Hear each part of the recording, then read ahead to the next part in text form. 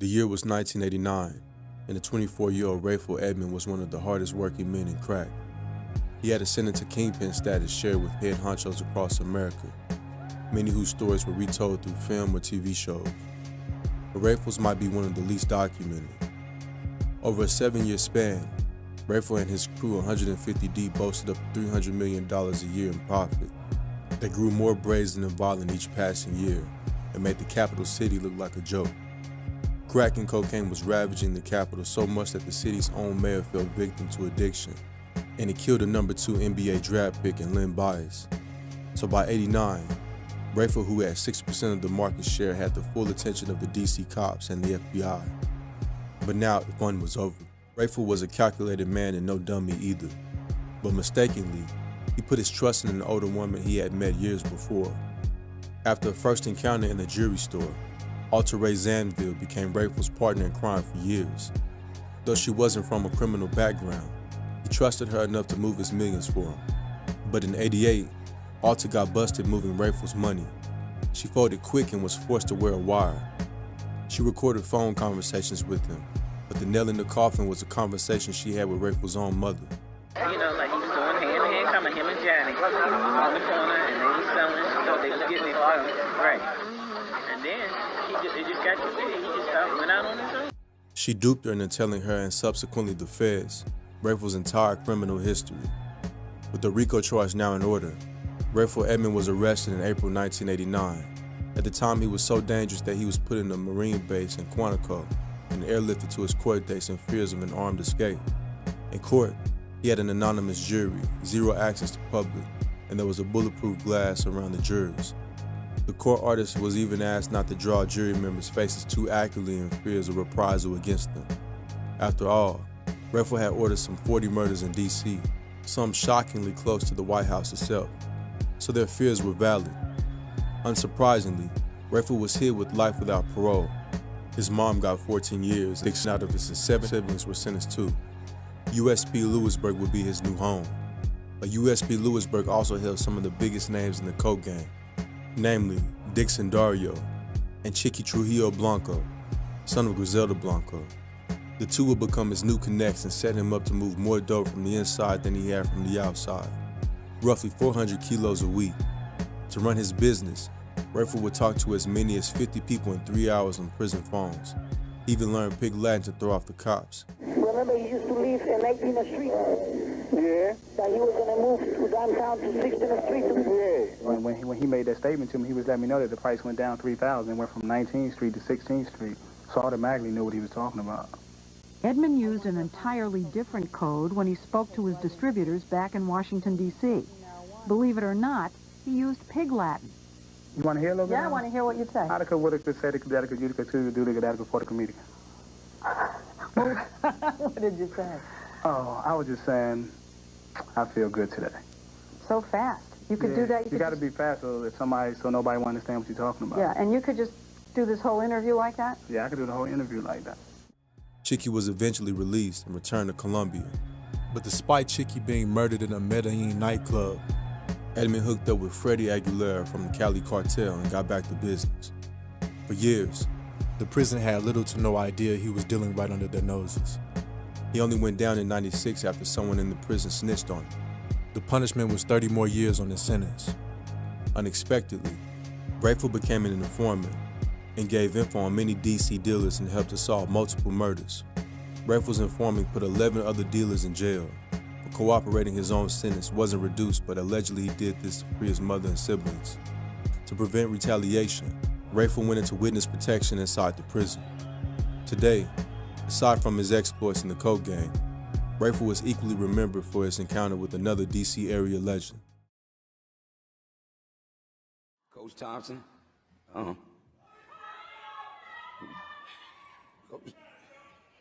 Coach Thompson was saving my life.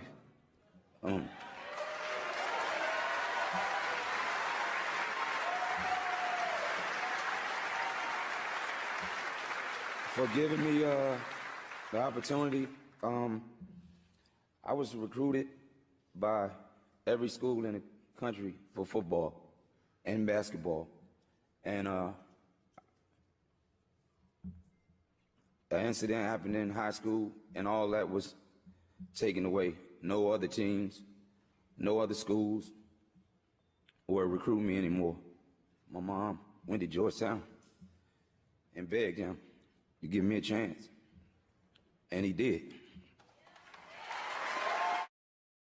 After a brawl in Hampton, Virginia bowling alley in 1993, a controversial trial, a highly sought prospect in Allen Iverson lost all his recruiting offers and stood to lose his freedom as well. After 4 months in a correctional facility, Allen was granted clemency by the Virginia governor. After completing his senior year, Allen still very much had his talent, but no recruiting offers. Luckily, while he was in prison, his mom had taken a trip to D.C. to beg the only coach with a reputation for giving second chances to talented black youths, Coach Thompson of the Georgetown Hoyas. Allen was granted a full scholarship, and the rest is history. John Thompson was born and raised in D.C.'s projects and grew to 6'10" in his teens. He played basketball all the way through high school to the NBA. He was a winner at every single level of the sport, both as a player and a coach. After coaching St. Anthony's High School to a 122-28 record, he went on to coach the Georgetown Hoyas for 27 seasons. Back in his college days in 1960, Georgetown, his preferred university, was segregated, so he couldn't play for them. They approached him in '72 at a time of high racial tension in the city. They hired Coach Thompson because he was black. It made the city look good, and he'd be more equipped to relating to his players. Coach Thompson built a reputation for his strong presence and being a father figure. He resurrected the program from a 3-23 record to a championship contender. In his 27 seasons at Georgetown, he won 7 Coach of the Year awards, became the first black coach to win a D1 men's title, met multiple presidents. He also mentored the likes of Allen Iverson, Alonzo Mourning, Patrick Ewing, and Dikembe Mutombo.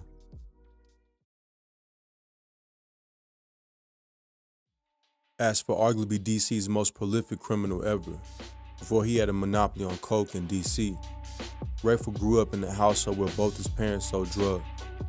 This afforded them a middle-class life in the suburbs instead of the hood. But like his parents, in his teenage years, a young Rayful was dealing prescription pills. He graduated to selling marijuana and PCP too. He was a good student and basketball player and graduated from Dunbar High School in '82. Coming out of high school, Rayful had 3 scholarship offers and went on to attend the University of DC. But by then the crack business was picking up. With the loot in full view for poor, impressionable kids to envy, a fast lane to the top. To put it simply, Rayful's friends could afford everything he dreamed of, and Rayful wanted in. When his operation picked up steam, Rayful started to use local motels to bag coke. He had lieutenants and runners on the street. Rayful was the man in the hood, and everyone wanted to work for him. 14-year-olds were making up to $5,000 a week.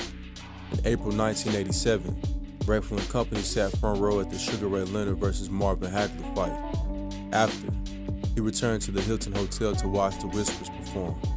This is where he met Melvin Butler, a Crip from LA. Melvin would be Rayful's new connect, supplying him with hundreds of kilos directly from Colombia. This chance encounter grew Rayful's crack empire substantially and catapulted his profits immensely. Rayful was highly organized, so to supply the lines of people waiting for their fix, Rayful had people working in shifts. He kept records, paid his employees salaries, and could remember every single transaction. There was a very ugly side to dealing coke in DC. When he got in the game, Rayful never thought it would be as violent as it got. But by now he was in too deep. Young men were itching to blast for Rayful, to prove their loyalty to him. Like the stereotypical crack era kingpin, Rayful couldn't resist the urge to stunt. He did little to hide the money, cars, and jewelry. He was bold enough to ride around DC in a limo, and once dropped $450,000 on Italian garments in the store because he was so flashy. People knew who Rayful was and what he did, and his influence was slowly starting to infect the players on his favorite college ball team.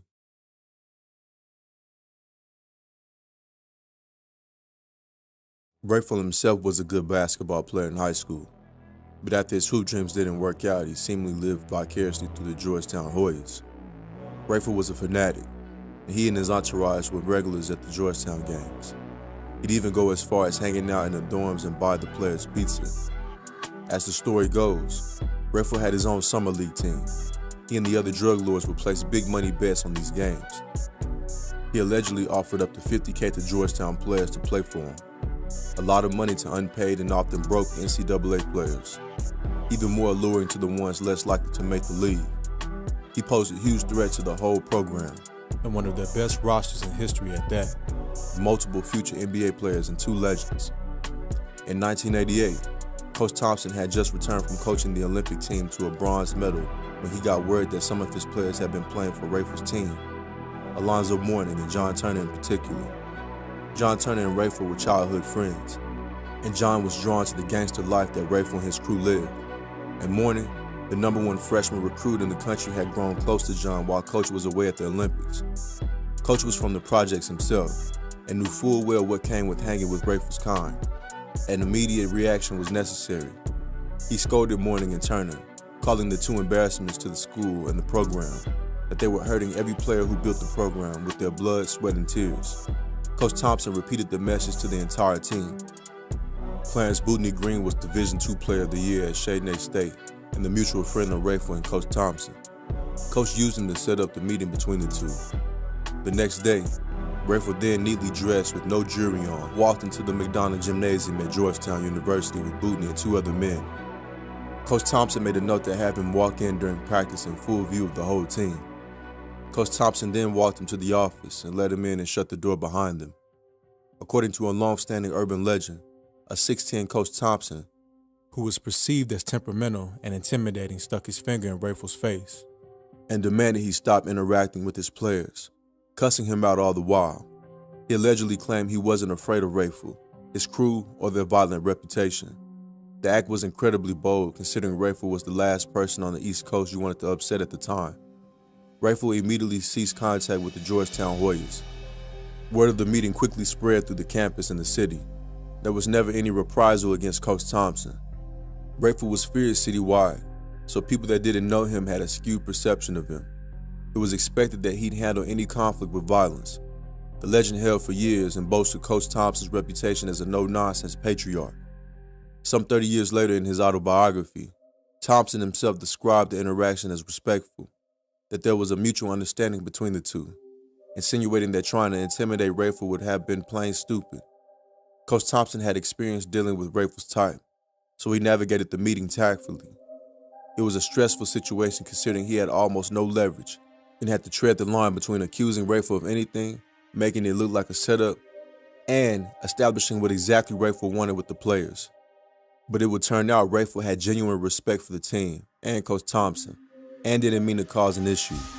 He didn't handle himself like a thug and understood the implications of his involvement with the players. Rayful never showed up to another Georgetown game again. According to Bootney, Rayful smiled the whole drive home. When Bootney asked what they talked about, all Rayful said was, "Man, Coach Thompson was cool as hell." Rayful was arrested a few months later, and he hasn't seen freedom since. The story is heroic today because whatever happened in that office, it was probably the only time anyone ever stood up to Rayful Edmond without consequence. And another fascinating piece of crack-era America lore. Many people dream of fame, of fortune, and of celebrity. That idea of being in the public eye, of being known and having the bankroll behind you to prove that you truly are successful. Very few of us probably consider some of the downsides. The fact that being rich and famous can put a bit of a target on your back. How secure can you really feel day to day if millions of people know who you are and how much you're worth? Plenty of celebrities pay good money for security for this very reason, to protect themselves from either attackers or just overzealous fans. But how many do you think really worry about getting kidnapped? And do you think that a celebrity could ever be kidnapped and ransomed without the mainstream news or police ever being made aware? Well, if certain sources are to be believed, to find the answer to that question, we need to go back to 1993 and speak to a certain up-and-coming power couple of the celebrity world, Bobby Brown and Whitney Houston. Bobby Brown had been a member of New Edition, now said to have been the template for the classic boy band. They had numerous hits and released 3 albums between their formation in 1978 and when Bobby left in 1985 to pursue his solo music career. Bobby released his first solo album, But it was the second, named Don't Be Cruel, released in 1988, that really strapped a rocket to his back. He had a #1 song, 5 top 10 hits, and a Grammy win under his belt in short succession. At the 1989 Soul Train Awards, he met Whitney Houston, and it was clear from the start that the two were infatuated with each other. Whitney was already an internationally known star by this point. She had multiple, even successive #1 songs under her belt, as well as album sales that were through the roof. Her second album had a record-breaking 4 #1 tracks on it, beating out her debut, which itself had 3. Both albums had sat at #1 in the charts for weeks at a time, in countries all over the world, and it was clear that her star was only destined to get brighter from here. It would be only 3 years after meeting that the pair would get married, and only one more for their daughter, Bobbi Kristina Brown, to be born. Truly, from the outside at least, it looked like a whirlwind romance, but all was not well between the two lovebirds.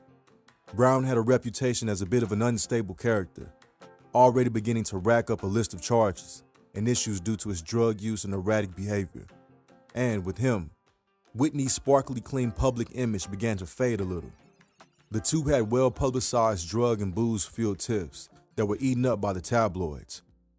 It's a little surprising, then, that somewhere in the Bronx, a particularly ruthless crew were about to plan an audacious crime and stay out of the headlines. The Preacher Crew was headed up by a mountain of a man called Clarence Heatley. Born in 1953 and standing an imposing 6 foot 7 inches tall, his incredible size was somehow the least scary thing about him. Growing up in Harlem, New York, he was involved with crime from a young age, being sent to juvenile detention before the age of 10. By the early 80s, Clarence was known as Preacher, had already circled himself with men who were as cunning, ruthless, violent, and power-hungry as he was. Together, they began to sell enormous amounts of mainly cocaine in New York City, but they were known to dabble in other drugs. It wasn't the drugs that made the crew so renowned, however. It was the way they dealt with competition and debtors. Clarence and the men that ran with him swore him endless loyalty and would do whatever it took for the success of their organization, were famed for using kidnapping, torture, and dismemberment to try and recover old debts. They were known to cut off fingers, toes, and other body parts to either get their victims to hand over cash or encourage their loved ones to pay ransoms. And they were not above committing murder to protect what was theirs and eliminate those who would try and take it away from them. Their infamy grew even more when they kidnapped a 12-year-old boy, sent his fingers back to his family, and ended up killing him in cold blood anyway. The bottom line was, Clarence Preacher Heatley and his crew were not to be taken lightly. A former member of the gang known as David Collins would later reveal in a book one of the more surprising stories of a crime that Preacher Crew committed that should have made headlines the world over, but didn't. Bobby Brown had run up an alleged drug debt that was somewhere in the region of $25,000 to someone in Atlantic City. Preacher essentially bought the debt, paying it off, and then deciding that Bobby now owed a vastly inflated sum to him and his crew.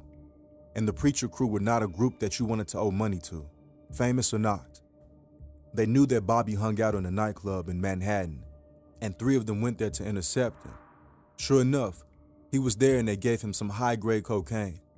Once he had sampled the goods, of course he wanted to buy more off them, and they got him to follow them to an apartment deep in the Bronx with the promise of more drugs to purchase. Instead, once he was up on the 5th floor, they overpowered him, pointing weapons at him and punching him when he made an attempt to escape. They tied him up in hand and foot and stuffed rags in his mouth so that he couldn't scream. Preacher finally made an appearance, looming large in the room, probably the absolute last thing that Bobby Brown wanted to lay eyes on. Bobby pleaded for his life. He begged, he swore up and down that he was good for the money. He promised that Whitney would happily pay whatever was needed to see him freed. Charles left Bobby alone again for a few hours, leaving his underlings to continue harassing and threatening him. They even suggested at one point that they would kill Whitney as well as him. Through it all, Bobby begged and pleaded for his life and repeated over and over that his wife would pay whatever it took. They just needed to phone and ask. So, finally, after multiple hours of threats and intimidation, the crew made the call to Whitney Houston to explain the situation. They set out the facts. They had a man. He owed them a lot of money, and what they would do to him if the money didn't appear. So what did Whitney Houston, award-winning singer and celebrity, do? Did she call the cops? Did she send her security over to make a rescue? Did she try and call in some favors? No. If the accounts set out in this book are accurate, then Whitney herself hand-delivered a bag with $400,000 in cash. She had the foresight to wear a wig and dark glasses in order to hide her true identity. But she went there in person, strolled right on into that apartment in the Bronx, handed over the ransom, and left with her husband, all without the authorities or the press ever being any the wiser, at least for the next few years. As with everything else in life, no action is without consequences. For Clarence Preacher Heatley and his Preacher crew, although the police weren't made aware of this particular incident, they had been putting themselves on the map with similar stunts a little too much. All the high-profile kidnappings, robberies, and violence, not to mention the ludicrous amounts of drugs that were being shifted by the crew, soon caught the attention of local law enforcement. The FBI and NYPD set up a special task force to take down the crew, which by this point they suspected had been involved in more than 40 killings. Over the next few years, prominent members of the Preacher crew found themselves arrested, and one by one, they started to provide information for a more lenient sentence. Clarence's right-hand man, John Cuff, was arrested, and Preacher himself followed soon after, being arrested on July 15, 1996. The pair both got plea bargains to avoid the death penalty, but instead were sentenced to life imprisonment. Preacher is still alive in the prison system of the U.S. and Florida and will currently be 70 years old. As for Bobby and Whitney, their lives would continue to be intertwined for years after the kidnapping and ransom. But it's fair to say that not all of them were happy years. The relationship was tumultuous, to say the least, with Bobby Brown being charged with committing domestic violence against Whitney on several occasions. Both were still using drugs to varying degrees, and the volatile and unhappy relationship finally came to an end in 2007, after they had been married for 15 years. It would be only 5 years after this, in the year 2012, that Whitney would be found dead in her bathtub, with the cause of death being attributed to both heart disease and the use of cocaine. Whitney and Bobby shared a daughter together, Bobby Christina Brown, born 1993, and she would pass away in 2015, a mere 3 years after her mother's death. She too was found unconscious in the bathtub. Bobby Brown is married to his manager, Alicia Etheridge Brown, and has been for more than a decade now, having fathered 7 children in total over the years, as well as losing Bobby Christina in 2015. One of his sons, Bobby Jr., died of a drug overdose. Maybe being famous isn't all it's cracked up to be. While it is surreal to imagine Whitney Houston walking into a trap house with nearly $500,000 in cash, nothing more than a wig and sunglasses to protect her, it doesn't seem like anyone in the situation ended up truly happy. None of the people that ever crossed Preacher did, that's for sure, and neither did he or his boys, who are either serving lengthy jail terms or dead. Out of the main players in the kidnapping, Clarence is serving life, Whitney is dead, and Bobby is a father who has lost 2 children. Whatever can be said about the relationship that Bobby and Whitney had, whatever faults and flaws were exhibited during their many years together, the kidnapping we've looked at today covers more of it than you would expect. Sure, it has the elements we already knew, the excessive drugs, the risk-taking, Bobby Brown getting into trouble, Whitney being dragged down with him. But it also shows that at least for a while, there was clearly something strong between them, a relationship that was worth risking injury and death for, one that paying $400,000 to salvage and continue seemed more than worthwhile. And it may be easy to look back at the beatings, the excesses, the tabloid headlines, and the tragic deaths of Whitney, Bobby Christina, and Bobby Jr. Maybe in this fairly surreal snippet from somewhere deep in the Bronx, we can see what was once good between them both. Is this your shortest fight ever? I don't know, man. Yeah, Lennox Lewis, I'm coming for you. Is it frustrating to train like you did and then have this 7 or 8 seconds for this fight? I only trained probably 2 weeks or 3 weeks for this fight. I had to bury my best friend, dedicate this fight to him. I was going to rip his heart out. I'm the best ever. After making easy work of Lou Savarese in the first round, Iron Mike Tyson was set to take on Lennox Lewis for what would be the best-selling fight of his career. He was expected to cut an epic promo, as it is termed in the fight business. Basically, to give a promotional interview that builds up interest for a prospective fight. And he did. I'm the most brutal, most vicious, and most ruthless champion there's ever been. There's no one can stop me. Lennox is the conqueror. No, I'm Alexander. He's no Alexander. I'm the best ever. There's never been anybody as ruthless. There's no one that can match me. My style is impetuous. My defense is impregnable. And I'm just ferocious. I want your heart. I want to eat his children. Praise be to Allah. One of the most epic and memorable diatribes of his career. But this time, he felt it was important enough to open by dedicating the speech to a deceased friend. Mike, was that your shortest fight ever? I bear witness there's only one God, and Muhammad, blessings and peace be upon him, is his prophet. I dedicate this fight to my brother, Darrell Baum, who died. Darrell Hamo Baum, one-time bodyguard to Mike Tyson, and the man who almost killed Curtis 50 Cent Jackson. In the few exciting months after his decade-long prison bid, Hamo was a bodyguard to the most dangerous man on earth, almost changed the course of hip-hop history, and became a casualty in a gang war that wiped out his whole crew. This is his story. Darrell Hamo, or Homicide Baum, was a notorious and feared gangster from the Lafayette Gardens projects in Brooklyn. The nickname didn't stem from his proficiency in killing, but rather from his reputation for knocking people out with one punch and then robbing them as a teen.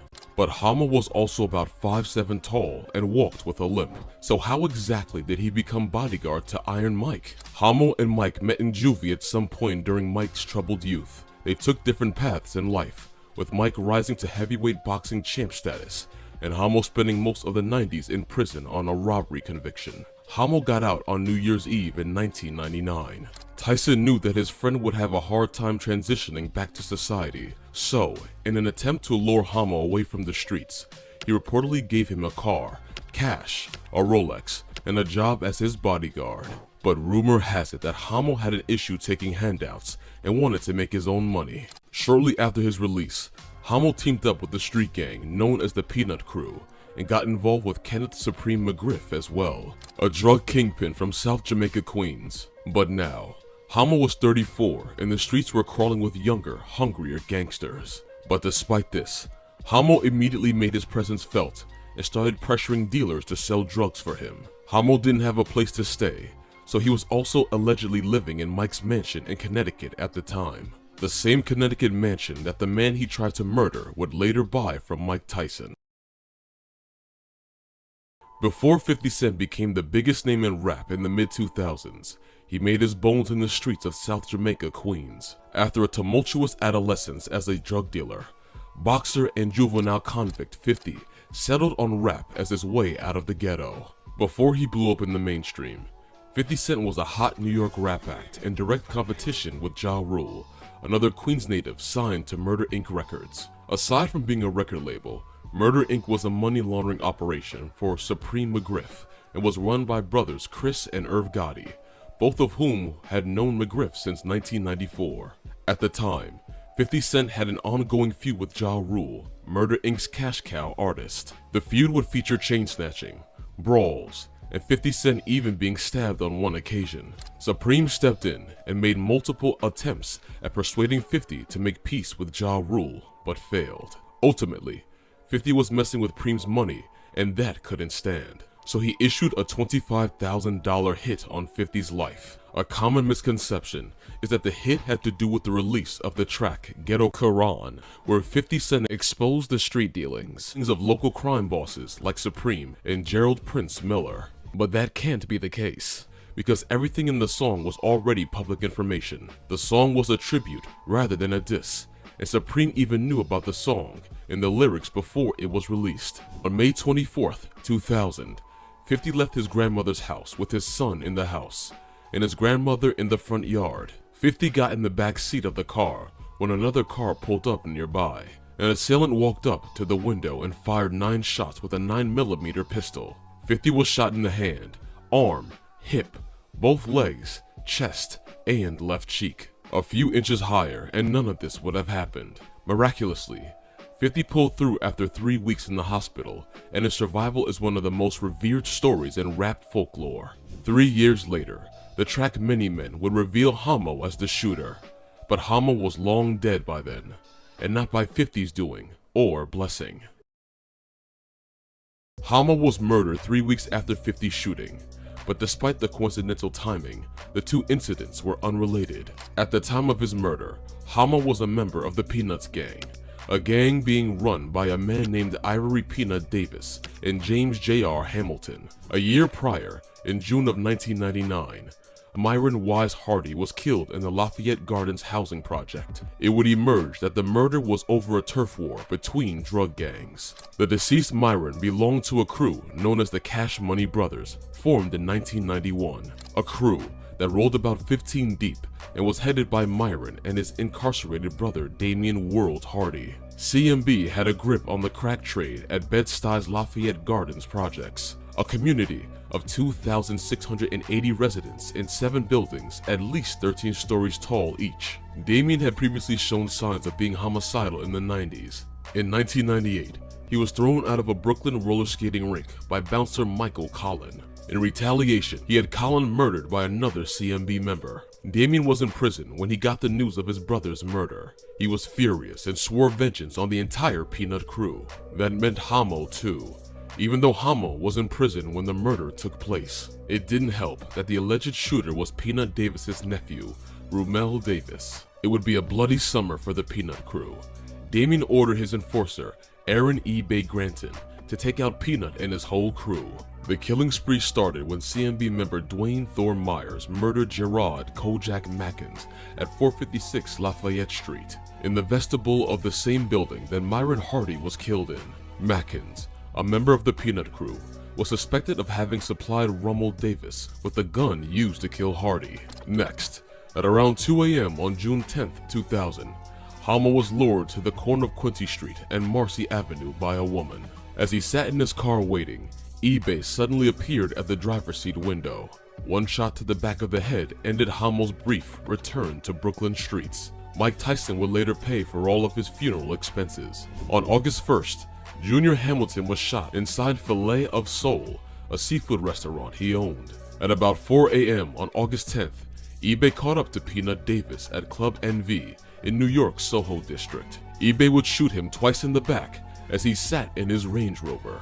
In a panic and fatally wounded Davis hit the gas and fled the scene. Moments later, he accidentally hit 38-year-old award-winning Swedish filmmaker Johan Kamitz, who was walking on the sidewalk, director of The Wannabe and Save Tonight music videos. After hitting Kamitz, the SUV jumped the curb and flipped over on its side after crashing into a traffic pole. Kamitz died after being rushed to the hospital, while Davis was pronounced dead at the scene of the crash. CMB wasn't done yet. In 2002, Baum's older brother, Tyrone T-Rock Baum, was released from prison. However, he made the mistake of announcing his plans to avenge his dead brother. When CMB members learned of T-Rock's intentions, they ambushed him by a construction site and shot him 3 times in the head. As for Damian, he would go on to date Little Kim in 2002, and they were once engaged. Ironically, Damian's slain enemy, Peanut Davis, has appeared as Little Kim's love interest in the music video for the hit 1995 song Get Money by her group Junior Mafia. Little Kim also previously dated Myron Hardy as well, and she also alleged that during the relationship, Myron broke her nose, causing her to get the plastic surgery that she is known for today. In September of 2003, Hardy was involved in a shootout with members of 50 Cent's security team outside of a New Jersey DoubleTree hotel. The beef reportedly stemmed from an incident earlier that year when Hardy confronted 50 Cent about a diss towards Little Kim during an interview on New York's Hot 97 radio station. In April 2005, the Daily News reported that Damian World Hardy had wanted to kill Mike Tyson over a $50,000 bounty placed by Mike Tyson over his friend's killing. CMB members allegedly surveilled Tyson and even once located him in a Range Rover in Brooklyn's Crown Heights neighborhood, but couldn't follow through with the hit because Tyson, like one of them, was a Muslim. I just get emotional talking about God. When I'm with somebody who really truly love God on the level that I love him and understand him on the level that I love him, I feel that way about him. So, most times we could talk about God and you could vibe with someone when they're really not there. So you just go through the motion for your own salvation. Tyson was never charged for the alleged murder for hire plot either. World Hardy remained a free man until 2015, when he was found guilty of ordering 6 murders. He is now serving life without parole. His enforcer, Aaron E. Bay Granton, was also given 6 terms of life imprisonment. To most people, living off your multi-millionaire superstar friend would seem like an easy choice, but it would appear that Daryl Hamo Baum had simply just missed the game too much, missed it enough to risk his life. Oakland, 1991. Charles Cosby was just another street hustler, moving crack in a city drowning in it. He was making money, good money, but in the grand scheme of the underworld, he was nothing, small time. Then one day, he sat down and wrote a letter, a single letter that would alter the course of his life forever. That letter found its way into a federal prison cell, into the hands of a woman more feared than any man in the drug game. Her name was Griselda Blanco, the cocaine godmother. A woman responsible for hundreds of murders. A woman who built an empire worth billions at the height of Miami's cocaine wars. A woman who trained Pablo Escobar. Griselda read the letter. She was intrigued. She wrote back. That response transformed Cosby from a street dealer into a multi-million-dollar kingpin overnight. But with money came power, and with power came something far more dangerous: Griselda's love. Charles Cosby grew up in Oakland, California, the youngest of 4 kids. From the outside, it looked like a stable home, while behind closed doors, his world was unraveling. His father had been living a double life. When Cosby was just 2, the truth exploded. An argument turned violent. The police came. His father was hauled away. The family was never whole again. His mother, a nurse, turned to alcohol to cope. A functional alcoholic, she kept the job, but her drinking dictated the household. Cosby grew up surrounded by chaos, and in the 1980s, chaos was everywhere. The crack epidemic had hit Oakland like a nuclear bomb. By the time he was 17, Cosby wanted in. His way came in through a dealer named Banana, a man with flashy cars, wads of cash, and control over the streets. Banana took Cosby under his wing, fronted him his first supply, and showed him how to cook crack. Cosby learned fast. Within months, he was making thousands. Then, in an instant, everything fell apart. Banana got robbed and murdered. In response, Cosby went underground, disappearing to Fresno for a year. He stacked up $30,000 and waited for the heat to die down. Then he came back, more ruthless and more ambitious. His boldest move? Kidnapping and ransoming a major drug dealer for $50,000. That payday put him on the map, but it wasn't enough. Cosby wasn't just chasing money, he was chasing power. And in 1991, he found it. To understand Griselda Blanco, you have to go back to Cartagena, Colombia, 1943. Extreme poverty, violence, no rules. By age 11, Griselda did her first murder, a child she had kidnapped for ransom. By the 1970s, she had carved out her empire in Miami, flooding the U.S. with over 3,400 pounds of cocaine a month. Her operation was so violent that the period became known as the Cocaine Wars. She introduced the Motorcycle Hit Squad, a tactic later used in Colombian cartel assassinations.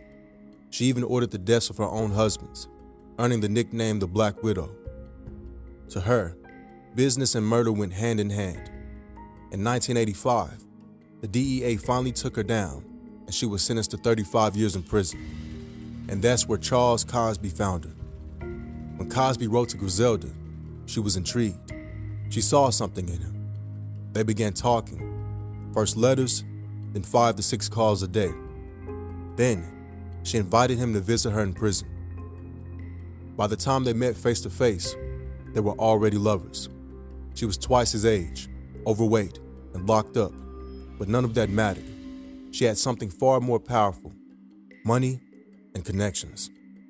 And just like that, she made Cosby her top U.S. distributor. She fronted him 50 kilos of cocaine, worth $2 million on the streets. In 45 days, he flipped it all and walked away with $200,000. Within 6 months, he was a millionaire. Over the years, And after over 100 conjugal visits to Griselda, his network spread to 5 cities. He had the luxury cars, women, money, and power he had craved. But Griselda was a jealous and possessive woman, and when she found out he was cheating, on a seemingly normal night in Oakland, Cosby's Corvette was ambushed. 12 bullets tore through the frame and windows. Miraculously, Cosby survived, shielded by his bulletproof vest. Blanco had placed $1 million hit on him, a twisted expression of heartbreak. Days later, Cosby confronted Blanco face-to-face in prison.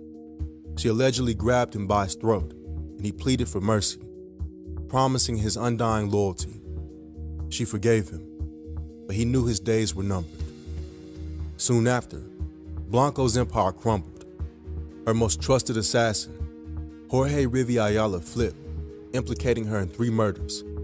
Desperate, Blanco devised an insane plot, kidnapping John F. Kennedy Jr. for ransom, hoping to leverage the U.S. government into releasing her. Cosby reluctantly agreed, taking $100,000 from Blanco to organize the abduction. Just moments away from pulling off the kidnapping, their plan unraveled. A chance police encounter spooked the kidnappers, and federal agents intercepted their communications. Cosby narrowly escaped prosecution, his home raided by federal agents. The message was clear: the game was over. Incredibly, Cosby survived unscathed, avoiding prison, betraying Griselda and surviving, and leaving the drug game for good. He lived to tell his story in the documentary, Cocaine Cowboys 2. Griselda Blanco wasn't as fortunate. She was deported to Colombia after serving 20 years. On an unassuming September day in 2012, 69-year-old Griselda stepped out of a butcher shop where she was shot twice in the head by an assassin on a motorcycle, the same way she had orchestrated back in her Miami days. Charles Cosby played the game at the highest level and walked away, a rare survivor. But was it skill or just sheer luck? It's the late 1990s in Memphis, Tennessee. The air is thick with tension. Gang tags scrawl the walls. Dealers whisper on street corners. Their pockets heavy with cracked rocks and wads of cash. But behind all of this stood a name almost no one dared to speak. Craig Petty's. His name carried weight in the streets, yet he was a ghost. This is the story of how a kid from Memphis built a criminal empire stretching all the way to Mexico's notorious Sinaloa cartel, and how it all came crashing down. Craig Petty's was born in 1976 in Riverside, one of Memphis' most unforgiving neighborhoods. His single mother, Evergene Petty's, worked tirelessly, but the streets had their own allure. By age 15, it was the 90s and Craig was already going the wrong way. He took the crime route to riches unlike his half-brother DJ Paul, of later 3 6 Mafia fame. Petty's first arrest came when he accidentally fired a sawed-off shotgun inside his own house. Before long, he was dealing crack. At 16, he was charged with attempted murder after shooting a rival named Eric Cole. He got lucky, escaping adult charges due to his age, but a psychological evaluation labeled him impulsive, angry, and rebellious, traits that would later define his career. 1995, the year that changed everything. Craig Petty's had been hustling for years, but he was still small time. That was about to change. His cousin, Antonio Big Wayne Allen, tipped him off about $500,000 in cash hidden inside a seized Chevy Lumina sitting inside a Memphis impound lot. The money belonged to a recently arrested dealer. Breaking in was risky, but the loot was too big to ignore. Big Wayne was too hefty to scale the fence, but Petty's, smaller and more agile, had no such problem. At night, he climbed over, grabbed the stash, and walked away with a life-changing sum. Petty's and Big Wayne split it, and Petty's walked away with 50 grand, more cash than he had ever seen. Most teens would have blown it on luxuries. Petty saw the bigger picture. He treated the money as capital, immediately reinvesting it into wholesale cocaine. Within months, he turned that 50K into multiple 6 figures. He wasn't just slinging rocks anymore. He was building an empire. Petty's focused on distribution, recruiting childhood friends and trusted associates to help him move product. He was buying kilos, sourcing them from Texas and California, and using stash houses to distribute across state lines. This shift made him one of the fastest rising figures in the Memphis drug game. He was smart, cautious, and ambitious. But he also knew the real power wasn't in Memphis, it was in Mexico. So he made the boldest move of his career. He went straight to the source. While most dealers in Memphis were fighting over street corners, Petty's was playing a different game. By the late 90s, he had direct ties to Edgar La Barbie Valdez Villarreal, a high-ranking figure in the Beltran-Leyva faction of the Sinaloa cartel. For a young black man from Memphis to be accepted into the highest ranks of the Mexican cartel world, that was unheard of. But Petty's didn't just join the cartel, he became one of their most valuable partners. He flooded Memphis with cartel-supplied coke, turning the city into a major drug hub. Interstate 55 and I-40 weren't just roads anymore. They were pipelines, arteries pumping millions of dollars in drugs and cash every month. At its peak, Petty's was reportedly moving over 1,500 kilograms of cocaine a month, with shipments arriving in hidden compartments inside tractor trailers, charter planes, and even rail cars. His operation extended beyond Memphis, supplying dealers in Texas, Georgia, Mississippi, and North Carolina. The profits were astronomical, but so were the stakes. With power came paranoia. Petty's understood that in his field, fear was currency, and every so often, examples had to be made. 2002, Petty's learns his own cousin Antonio Allen had become an informant. The betrayal cut deep, but emotion had no place in such world. He put a $100,000 bounty on Allen's head. Tobias Pride, one of his most trusted hitmen, carried out the execution. Allen's body was found riddled with bullets. 2004, Latrell Small and Kalonji Griffin thought they could steal from Petty's and get away with it. Clarence Killer Brody, a ruthless enforcer in Petty's crew, lured them to what they thought was another job. Instead, he climbed into the backseat of their car and shot both men in the back of the head. The bodies were dumped like garbage.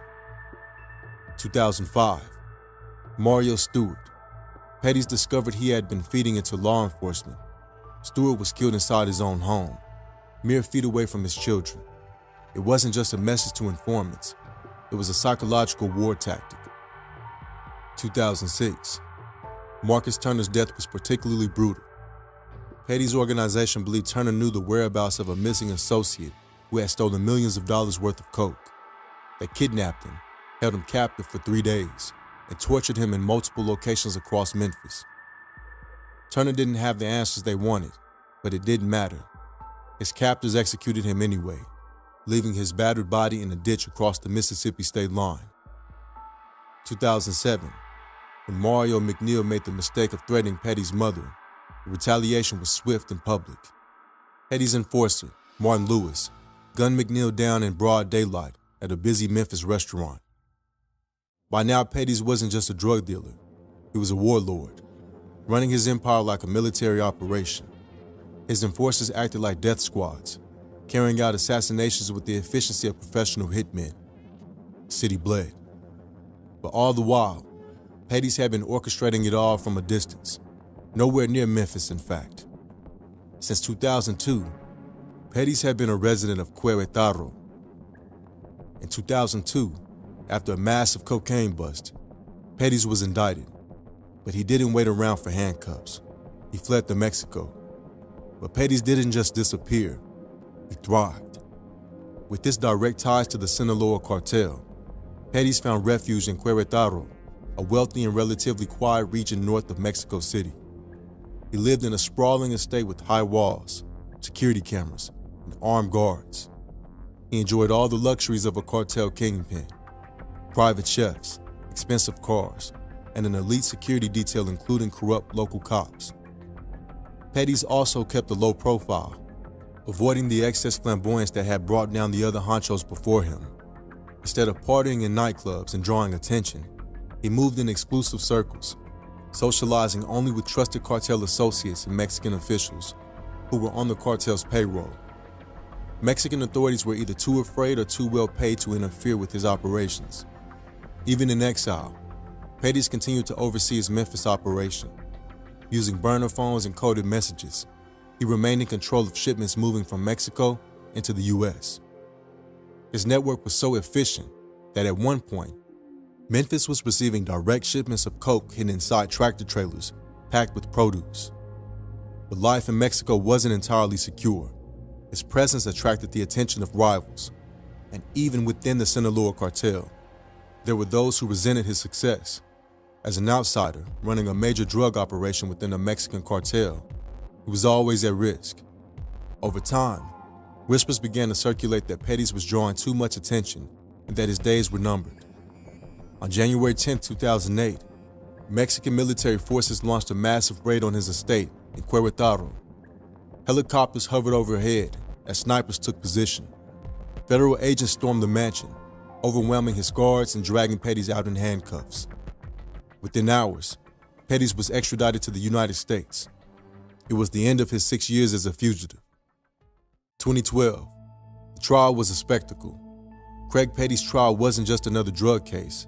It was a landmark moment in the history of organized crime in Memphis. Federal prosecutors laid out their case meticulously. Witness after witness took the stand. Former associates, rival dealers, and even his own enforcers, all eager to save themselves from life sentences. But the fear of cartel retaliation loomed over the courtroom. Jurors were kept anonymous for their own safety. Some witnesses testified from undisclosed locations, their voices altered and their faces hidden. The prosecution's evidence was overwhelming. They had wiretapes capturing his voice ordering hits, financial records exposing millions in laundered drug money, testimonies from his hitmen, detailing murder after murder carried out at his command. The federal government had built an ironclad case against him. 2013, the verdict was swift and brutal. 9 life sentences, no parole, no appeals, and the knowledge that he'd be at the cartel's mercy for the remainder of his life. Craig Pettis wasn't just a drug dealer. He was an anomaly, a street-level hustler who climbed the ranks to work with the world's most dangerous cartel. Like many before him, Pettis was just another kingpin who mistook power for permanence. The game continues, with a new generation of players, many who've never even heard his name.